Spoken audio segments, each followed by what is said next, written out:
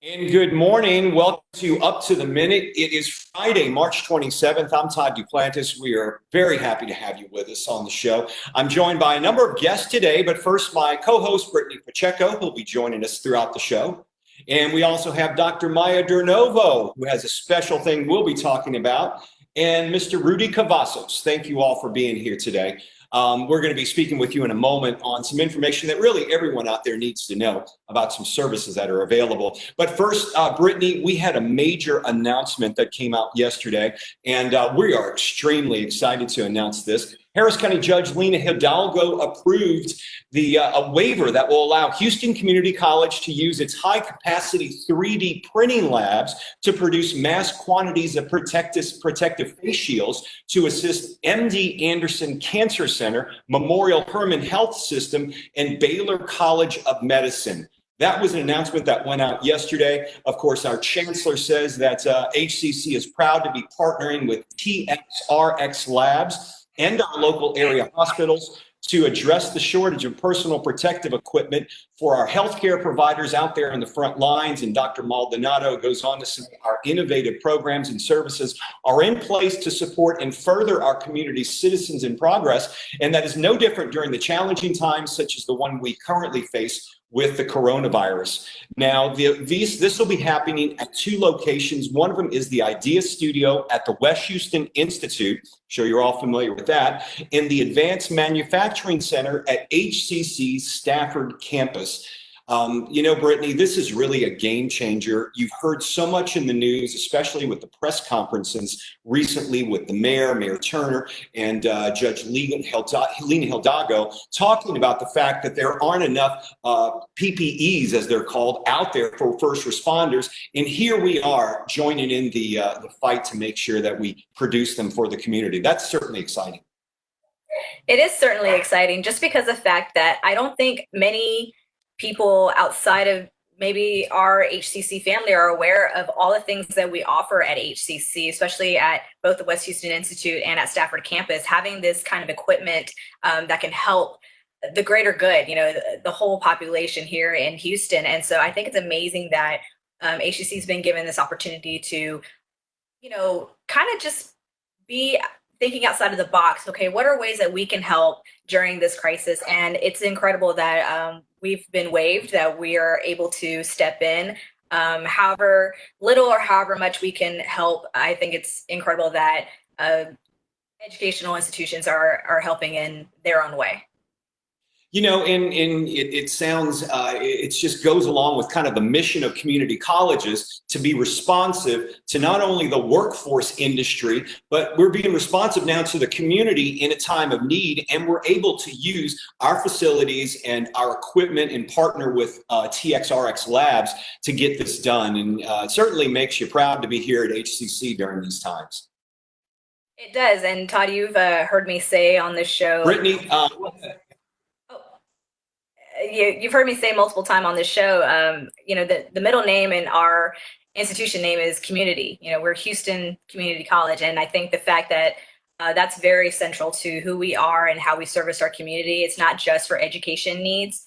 It's also for things of this nature that we can, as I said, step in and help in ways that I think we're thinking outside of the box, and how we can better utilize our facilities for this time. And I think it's a great effort that we're making. It certainly is. And once again, we're very proud to be here. We're going to have folks on the show next week to talk more about this. You're going to get the in-depth story right here on Up to the Minute. So we'll have a special announcement about this show at the end of the show, so stay tuned for that. Let's get on with our interviews for today. Dr. Maya Durnovo is the Associate Vice Chancellor of Economic Development and Chief Entrepreneurial Initiatives Officer of Planning and Institutional Effectiveness. Welcome to the show, Dr. Durnovo. And also joining you is Rudy Cavazos, President and CEO of the Bridge Path, a nonprofit financial education organization. Welcome to you both, Dr. Durnovo. Exciting times to be at HCC, and you've got one of the most unique titles here at the college. I think your mic is, we have to unmute your mic if you would, please. Thank you. I was just saying that the work is really responsive and entrepreneurial, just as you were talking about what's happening at the college. And the reason that I wanted to invite Rudy today was to talk about all of the financial issues that small businesses are really suffering right now. And there are steps that they can take to address the financial issues. As a matter of fact, Rudy has put together a whole presentation that's called Life Happens, or actually Disaster Happens, Now What? And it really addresses what are the key areas that you need to be looking at when you've got these financial issues. So I'd like to really turn it over to him to address some of them, because this would be very, very helpful. Absolutely. And Rudy, I know Dr. DeNovo had sent me an email last week talking about this. It was certainly something that needs to get out there. And, you know, I'm hearing it's heartbreaking, really, because I'm hearing things like maybe 75% of the restaurant industry and the businesses may not be able to financially come back. And what I was talking to my wife about the other day, driving through the Montrose area, going to pick up some food at one of our favorite places, that, you know, I imagine we're going to see businesses we never thought would go away disappear. Is that kind of what we're facing, or what you guys are thinking we could face right now? Good morning, and thank you very much for the invitation to be on your show. As it relates to the question you just asked, certainly we as community members hope that that doesn't occur. And many community organizations, the city, other financial institutions, other nonprofits, we are doing our very best in order to help small businesses avoid that outcome.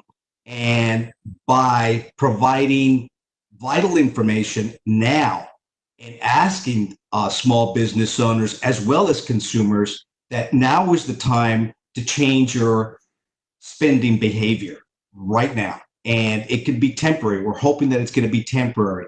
But, you know, I've been on a lot of conference calls over the last couple of weeks. Our local, state, and federal government is doing everything possible to bring in funding to help these small business owners. I think that if we handle this, you know, in a very straightforward format and educate yourself to see what's out there, and if you qualify as a small business owner, you'll be able to come out okay on the other side.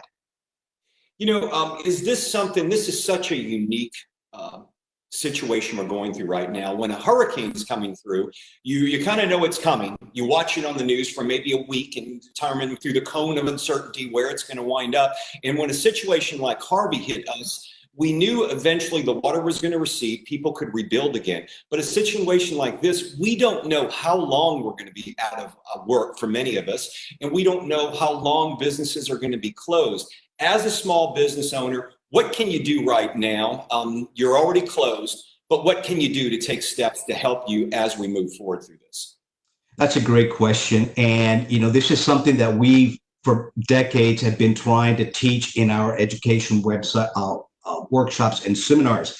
And the very first thing that a small business owner today, or as well as just a general consumer, is that you need to create a crisis budget.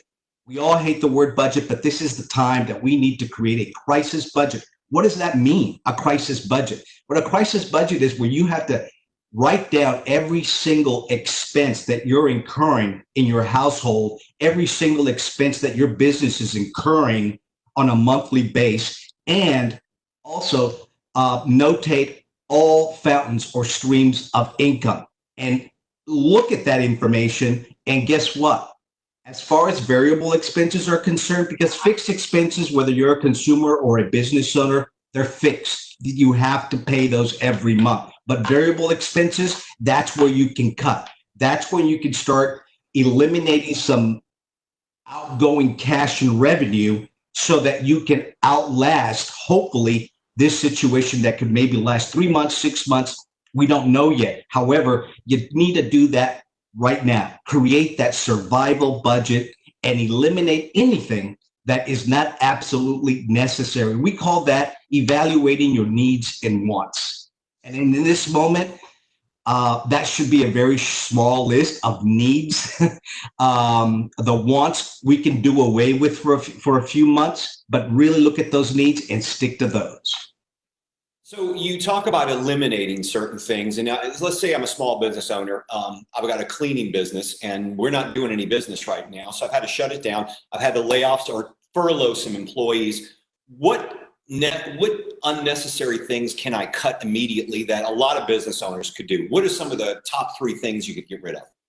Well, the first one that comes to mind is what we're using right now, technology, the internet. I mean, I know that, for instance, there's a internet provider that charges, several $100s a month because you have a business account. Maybe if you can talk to them and say, you know what, for the next 6 months, can you put me on a lower tier plan? And instead of paying $300 a month, maybe you'll pay half that amount or a quarter of that amount, at least for 6 months. Got to look at those types of opportunities where you come back. Like you said, even a cleaning business, maybe they have some other servicing company coming in there to do their accounting, their books. Right now, guess what? We need to cut that back to maybe once. Get creative. Anything that you can kind of postpone for a while, consider it. So that you have some sort of cash flow, some sort of cash cushion to wait this situation out, this health situation out. Hopefully 3 months, 6 months, and we're done. You mentioned having that crisis budget.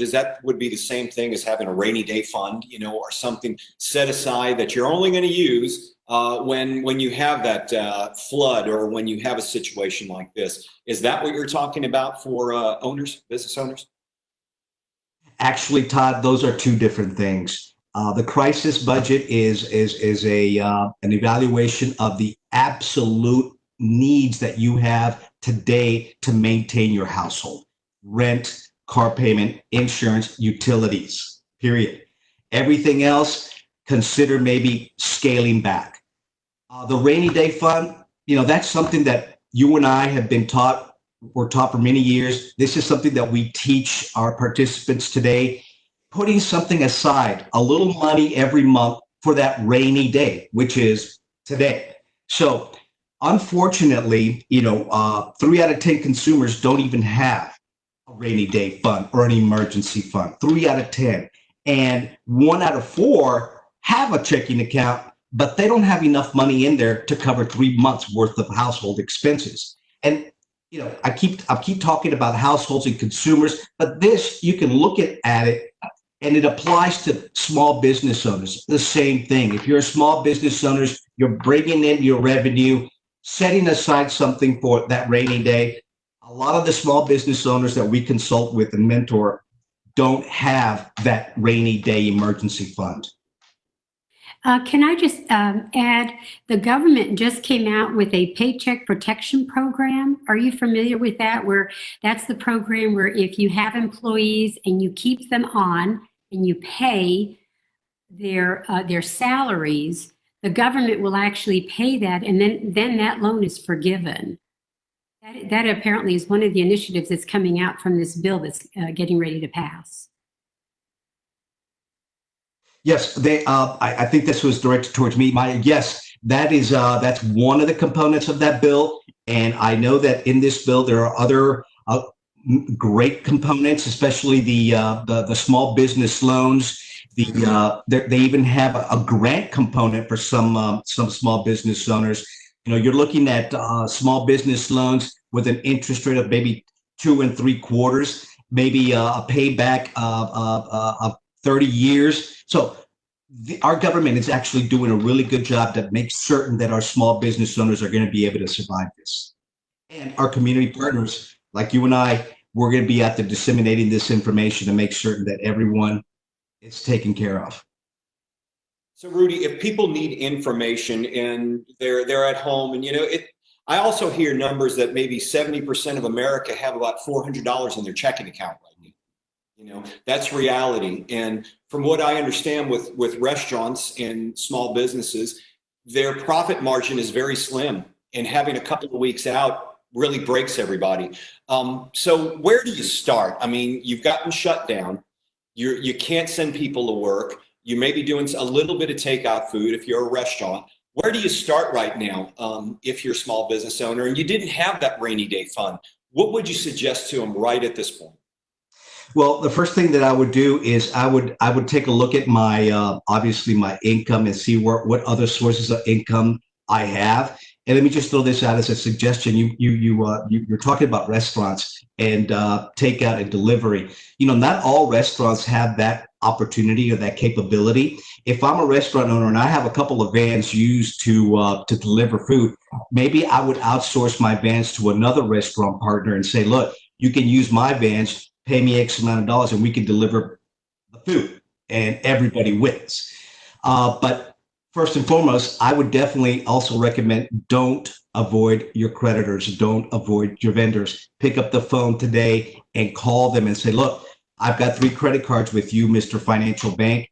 What can you do for me? Can you maybe defer some payments? Can you reduce my interest rate? We're going through this. You're going to find that a lot of these creditors are going to be susceptible to offering good temporary solutions for you. If you have a mortgage company or your lender that for your building, contact them the same way and tell them what's going on. Everyone is pitching in on both sides of the fence, the consumer, the small business owner, and the financial institution. So pick up that phone, talk to them, communicate with them.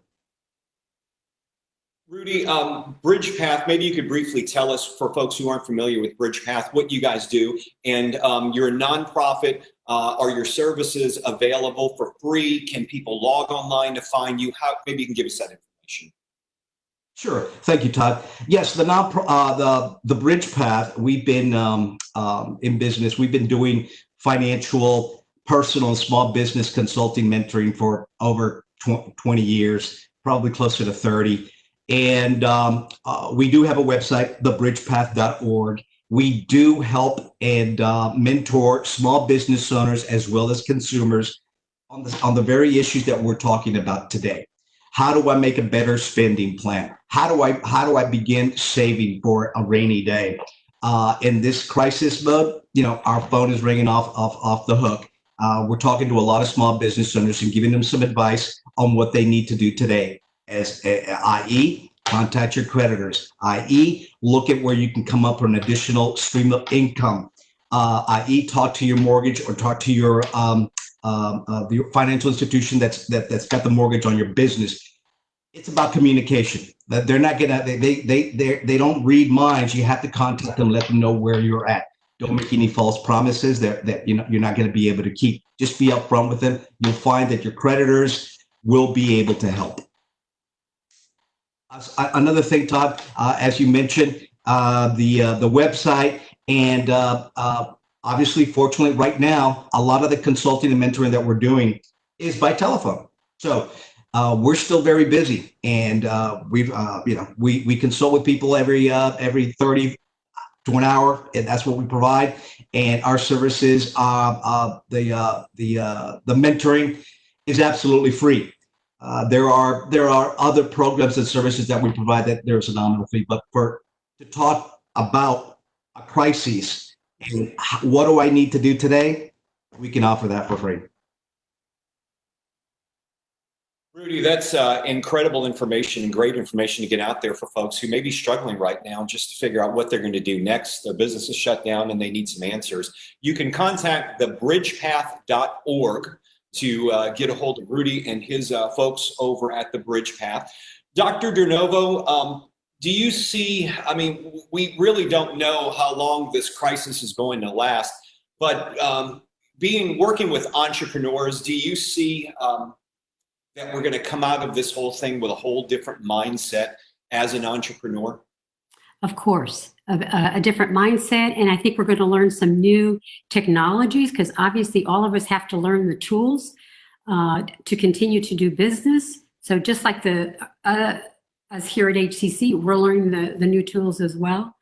So I think by being proactive and really making an effort, I think we will come through it very, very well. And I would like to mention that on our HCCS website, hccs.edu small business, we're going to start putting up a lot of resources to help consumers and small business owners. So once again, that website address is hccs.edu/small business. And you can go to that website for resources and get information about the entrepreneurial program here at HCC and all the resources available to you. I know we're going to have both of you on in the next couple of weeks on the topic where we'll talk more about this and dig a little bit deeper. And I want to use this platform to have folks ask questions that we'll get back to them with answers. And hopefully we can provide some valuable advice out there to people. So if you're watching this live stream today, ask your questions below. We will address them to you. We'll send them to Dr. DeNovo. She'll get an answer for you and we will get that back to you, or we'll address them on the topic, which we'll have on in the next couple of weeks. Rudy Cavazos, President, CEO of The Bridge Path, and Dr. Mike DeNovo, our Chief Entrepreneurial Officer at HCC. Thank you both for being here today. Thank you. Thank you, Todd. We appreciate it. We're once again joined by Brittany Pacheco. Brittany, big day here at HCC. Once again, we had a big announcement at the top of the show. And it certainly makes you hashtag HCC proud to know that we're helping the community. And if you didn't hear at the top of the show, you'll be hearing more about it in the news. But we're using a partnership with TXRX Labs to help produce PPEs, which are personal protection equipment. Everything, it's been the catchphrase in the news conferences for the past couple of weeks because there isn't enough out there. And we're going to be using our 3D labs and our technology here at Houston Community College to help the medical community here in Houston by producing that equipment. Yeah, definitely. And I think it's great that HCC is getting involved to help the community at this time because, as I said at the top of this show, our middle name is community. So if we're not here for the community, then I'm not sure how else you could put it. But, also we have an HCC alum who is also doing her part in helping with this. And that's our fashion designer, Chloe Dow. So she's also been out there making some face masks for the masses. And I think it's great. We did a little clip about that on our Facebook and other social media platforms. So if you guys are interested in learning more about what Chloe Dow is up to, just scroll through our feed. That way you can find that story. It's great. I think it's great that an educational institution is trying to help in some kind of capacity, and the fact that we're kind of using that thinking outside of the box method with our 3D printers and such. I think it's incredible that we're able to assist no matter how big or how small. It really is. And it certainly is a good time to be here at HCC. We're all doing things differently. We're adapting to the needs of the community. Like we answer the workforce demands, we're answering the demands, period, of the medical community, which we have a close relationship. So Brittany, what do you have from social media? I know you monitor our questions, and we do seem to get a lot of questions for the show, and we appreciate that. What are some of the ones you're seeing over the past 24 hours? So as of right now, Todd, even on this live stream that we're doing, there's a question about graduation. And so I'll quickly address that. Graduation, as of right now, a decision has not been made. That decision will be coming soon in early April. So please be tuned in on all of our social media platforms, and more importantly, your HCC emails. It is vital that you check your email. You have that as a preferred contact, because that's where all of our communications are going to be communicated to. Same thing with your text messages. If your phone number is your home phone number, that's a landline. We can't send text messages to landlines. We got to send them to your cell phone. So at this time, faculty, staff, students, log into your PeopleSoft to update all of your contact information. That way we have the most up to date, and that way we can communicate all these important information to you all. The other question we had too, Todd, some students are a little concerned, obviously, about Canvas and training, and if their professors are online. So again, students, as we've been saying all this week, please be patient as we are trying to transition into this new online learning environment. It's a new way of teaching for many of our faculty, and they are being trained on it just like you are all being trained on it. And just have that open communication with your instructors. If they don't get back to you immediately, again, please bear pack a little bit of patience. There's lots of students who have a lot of questions, and I know our instructors are working incredibly hard to be able to be available and to have their classes set up and ready to go for Monday, March 30th. Which is this coming Monday. I mean, it's only a few days away. When you think about the undertaking that's gone on here at Houston Community College over the past 3 weeks or so now, when we've been, I know the coronavirus task force has been meeting for about a month, maybe longer than that, on a very regular basis now, every day, several times a day, discussing getting everything moved. And it's a big undertaking to have everything go online. And a lot of folks, I'd get texts during the spring break saying, hey, when are you guys going to go online? Well, it's not as easy for a community college because I think about 60% of our programs can be transferred seamlessly online.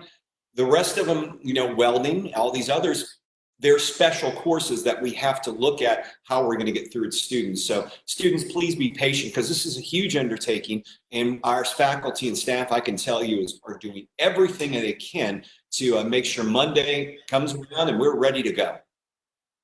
Exactly, and I'm glad you brought up about the skill labs because it is going to be difficult to teach these hands-on courses like welding and all these other labs online. And so keep in mind, students, that while we're moving to a majority of classes being available strictly online, there might be some classes that will be hybrid, extremely small groups, or by appointment with your instructor. And each class is a case-by-case scenario. So just, again, be patient.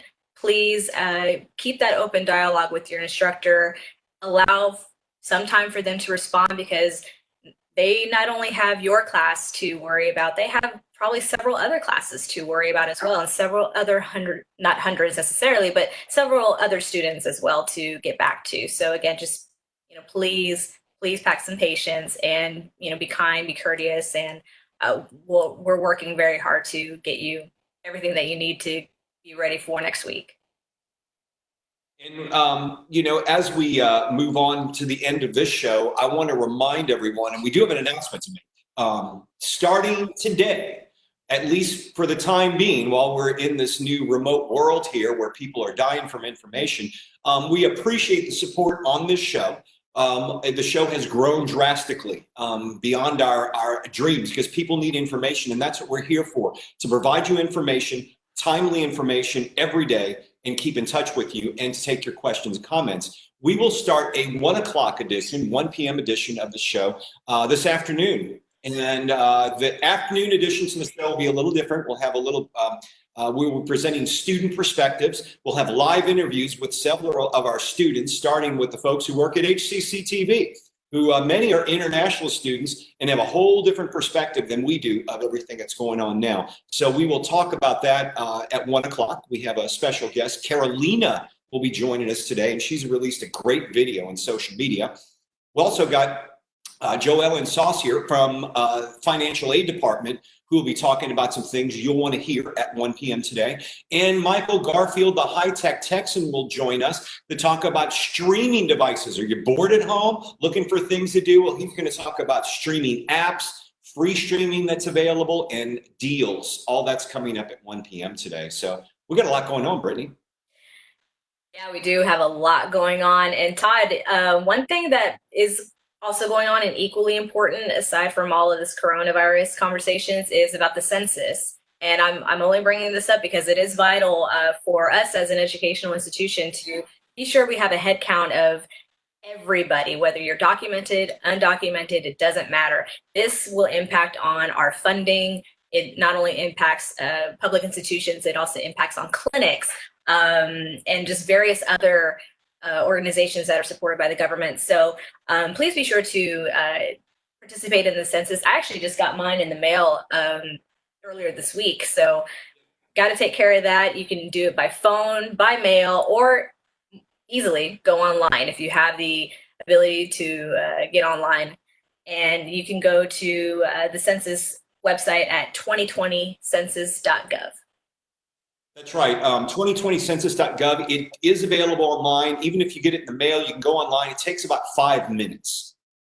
Super easy to get through, and that information is vital because it provides funding from everything from childcare to medical services to institutions like us here at Houston Community College. So that wraps it up for this morning. Brittany, do you have anything else to add? Yeah, just one last thing, students. If you have a lot of questions for different departments, whether it's testing, financial aid, what have you, we do have that website available that we've been promoting this whole entire week. You can go to hccs.edu/health-notice. You scroll down to the bottom, you'll see a link where it says resources for HCC students. Click there, you'll be able to see a full list of different services that are available with more information as we are transitioning into this online platform. Thank you, Brittany. And once again, we're live every Monday through Friday at 10 a.m. Central Standard Time. And now, at least for the next few weeks, at 1 p.m. as well. So we'll see you in a few hours. And thank you for joining us on Up to the Minute.